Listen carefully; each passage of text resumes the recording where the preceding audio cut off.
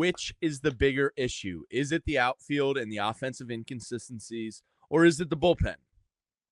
Now, there is scenarios where the bullpen does acquire arms without trading. Uh, TBD, what happens with Andrew Painter? He pitched again last night. 5 runs allowed, 3 of which came on a 3-run homer in the 6th inning. Struggling some, not dominating AAA like the way you'd like to see. What they do with him still very much TBD, but there is I'd say a 50-50 shot he comes to the big league club to help out in some capacity. And they've already said that's not going to be a bullpen arm, so a 6 starter. But if he does come up and Nola returns, you have the capability of putting Taiwan and maybe even the Lizard Man, I don't know, back in the bullpen. So there are scenarios where the bullpen gets new blood without making a trade. Yeah, come postseason time, I think the logical choice to see who's going to be one of the starters out of the bullpen is Jesus Luzardo. His first innings have been very, very good this year. It's the second and third innings that he's had trouble, and in his trouble games, that's where he kind of runs into spots. But I think having a power lefty arm out of the bullpen would be really significant. So I think if that's of your current starters, that's the choice.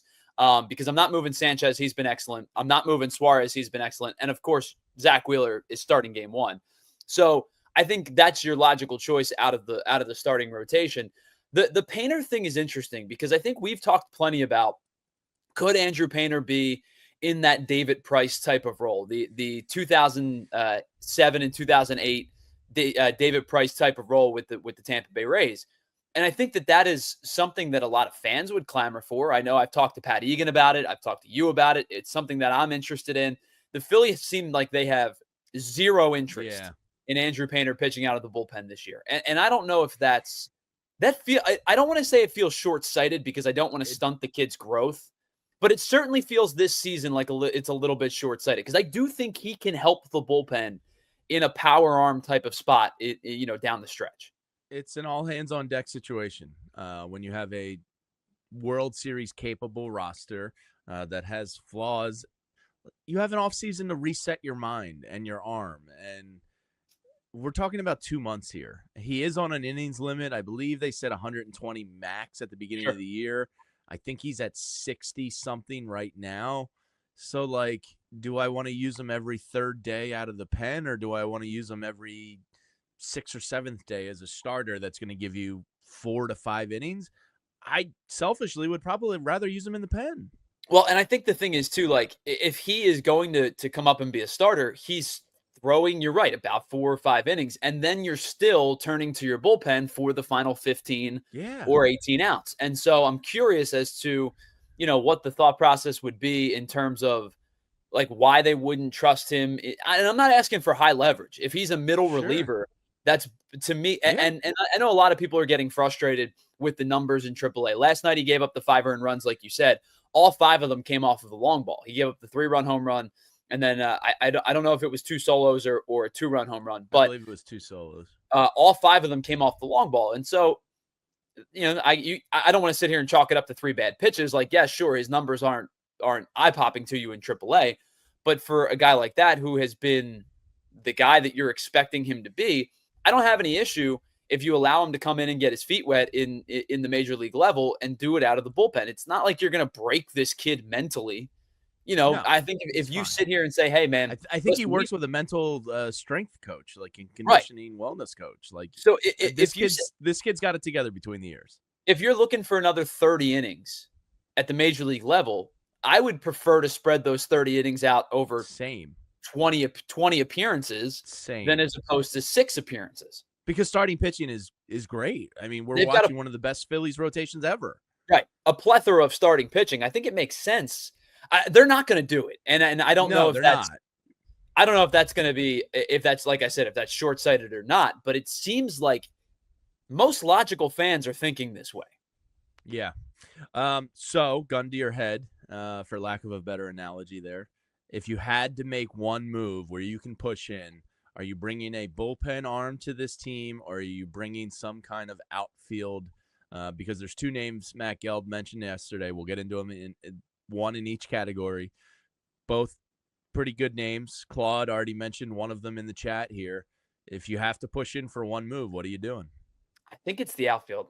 I know that they're bullpen deficient. There's no question about it. But I think that they can make a smaller move one of these starters to the bullpen, and figure things out from there, where you're trusting Kerkering, you're trusting Strom. I think you're trusting Banks. And then after that, you probably need to be able to trust one more guy, and you're feeling okay enough. This offense needs an infusion. It needs an infusion in a bad way. They have had way too many games this year where their pitching has kept them in games, and they have lost because they're not scoring Pittsburgh enough runs. Pirates series. The Pirates series, the Astros series, they gave up 5 runs in 3 games in the Astros series and got swept. Zach Wheeler, Christopher Sanchez, Ranger Suarez are going to keep you in every playoff series that you're in. And if they give you 6 strong innings, I can feel okay with 3 guys getting 9 outs. I need somebody. And listen, I'm not saying this bullpen doesn't need help. It needs help. Don't get me wrong. Yeah. But if you're asking me who do they need help, what needs more help, I'm with you. I need a right-handed hitting left fielder. All right, well, then we'll start there with a name Matt Gelb threw out yesterday on his podcast. The Red Sox are, I believe, 6.5 games out of first place right now. There's a strong chance that they're trending towards being sellers. And there's a name, a right fielder up there who is was a huge prospect for them, is a pretty good contributing outfielder. He's been marred with some controversy up there as well. He's about a 2 WAR player, I think, this year. I know how much you love WAR, so I had to get that number for you. I think he's at 1.7 or 1.8, which I'm pretty sure leads all Phillies outfielders. Jarren Duran from the Boston Red Sox. Now, Matt Gelb mentioned him, and he mentioned a pretty sexy bullpen arm in Emmanuel Clase from the Cleveland Guardians. He said both packages would be prospect loaded around your boy, Eduardo Tait, and or Arun Escobar, who just got elevated to high A yesterday. I am totally fine with losing those guys. Tait looks like he's got something. He's a monster of a 19-year-old that's hitting bombs from the catcher position. Maybe he's our big dumper. I don't know, but this team needs help right now. If Duran is available, I have a hard time not pushing in for him. Yeah, the only problem with Duran right now is no fault of his own. He hits left-handed, and they need a right-handed bat. But I understand as to why they're thinking about it, because they need help. Period. I think. Yeah. But that to me is the one concern, is that he is a left-handed bat. But like, he's got 40 extra base hits this year already, at 23 doubles, 10 triples. This team needs doubles. And 7 home runs. So he led the American League in triples last year. He led the American League in doubles last year. He's currently on pace to lead the American League in triples again this year. The power is not quite there like it was last year. He had 21 home runs last year. He has just 7 through the first 92 games. Last year was a really, really good year for Duran. The average is down. The OBP is down. The numbers across the board are down compared to a season ago.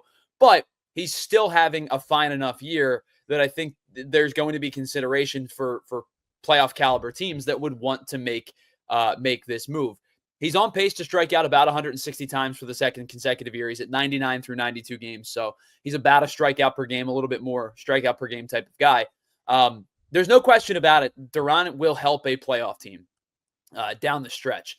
My wonder with him is twofold. A, as we said, left-handed, and B, the package that includes Eduardo Tait concerns me because of the fact that the Phillies do not have any catching prospects that are readily available, and he's not readily available either. Don't get me wrong; he's 19 years old. He's still 4 years away, bro. Right? His estimated timeline is like 2028. Which, if he's the guy in 2028, that's wonderful. I love Tait. I love the upside. I'll worry about 2028 and 2027.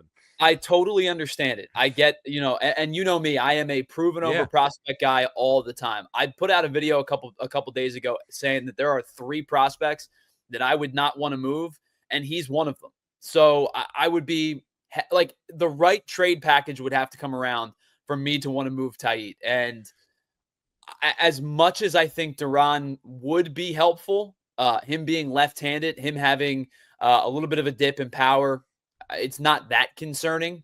But I do think I would be my hesitation is actually in moving Tait, not in acquiring Duran.